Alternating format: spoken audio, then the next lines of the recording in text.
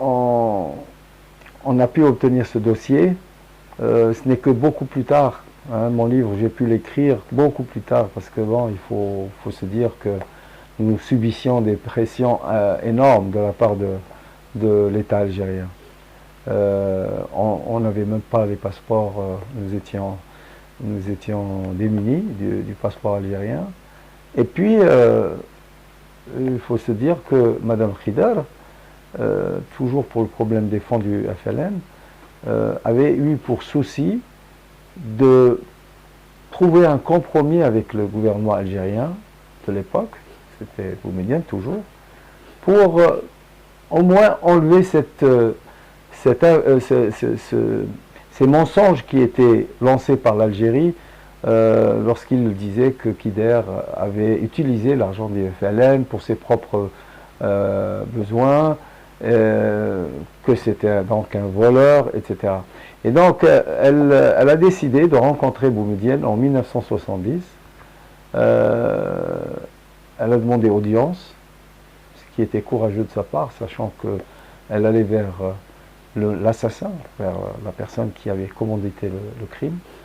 Et donc en 1970, elle va le voir pour lui dire, écoutez, là elle avait même une lettre qui lui a été remise par un des administrateurs de la banque, parce qu'il faut savoir que l'argent avait été investi dans une banque, cette banque qui d'ailleurs deviendra algérienne par la suite, je le raconte dans mon livre comment.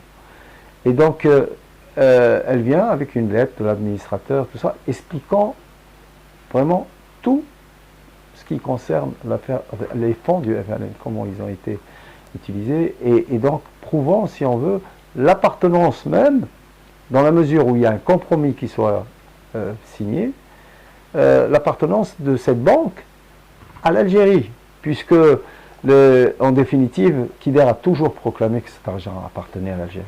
Il l'a toujours proclamé officiellement, mais en tant qu'opposant, il se donnait le devoir d'utiliser ces fonds pour combattre un régime qui est considéré comme un régime fasciste. Et donc, de son vivant, ces fonds avaient une importance, mais à sa mort, n'avaient plus l'importance qu'elles avaient parce que, tout simplement, l'opposition, et c'est la réalité, l'opposition a été décapitée par la mort de Mohamed Rida.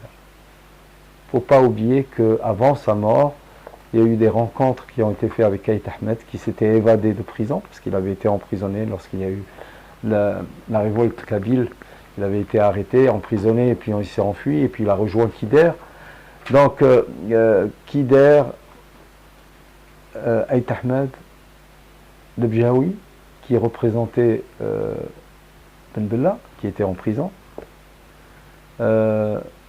Boudiaf, qui était opposant aussi, et d'autres se sont regroupés pour dire il faut qu'on crée un front d'opposition contre le régime actuel.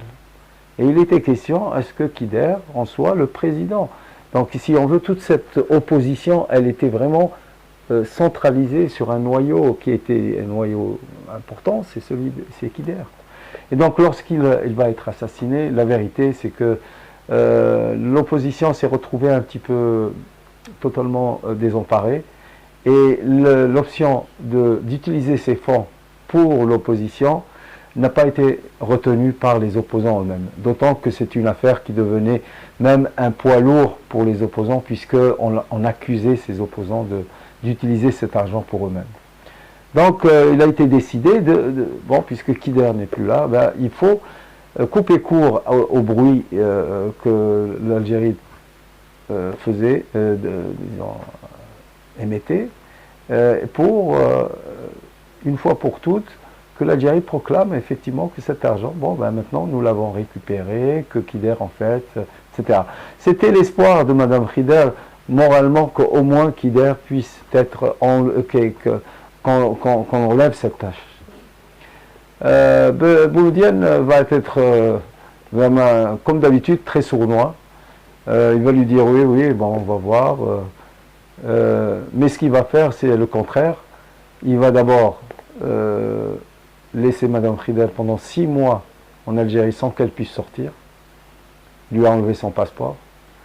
Et il va continuer à poursuivre la banque. Hein, c'est-à-dire que lui, dans son intention, c'était de dire, non, nous allons continuer jusqu'à, même s'il le faut, l'extinction de cette banque. Nous, ce qui nous intéresse, c'est que Kider est un escroc. Parce qu'il fallait qu'il justifie toujours l'assassinat, en quelque sorte. Et donc, c'est une démarche qui ne m'étonne pas de la part de Boumedienne. Ça a été quelqu'un toujours de très froid. Et donc, voilà. Donc, la venue de Mme Frida n'a abouti à rien en 1970. Donc, ce n'est que quelques temps plus tard qu'on a pu trouver un compromis, mais avec le successeur de Boumedienne, c'est Chadli Benjedid, hein, qui lui a été beaucoup plus ouvert. Mme Frida a été le voir, et donc il a été discuté de la possibilité d'envoyer une délégation en Suisse, d'avoir une relation d'avocat à avocat pour permettre la restitution de ces fonds. La restitution, c'est-à-dire la reprise en propriété d'une banque qui se trouve en Suisse.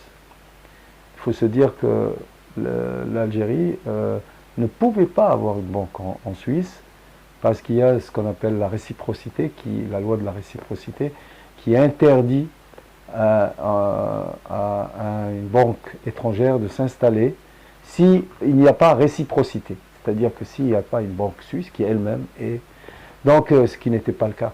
Et donc là, il va y avoir une dérogation qui va être faite à la loi et un accord va être fait avec la famille.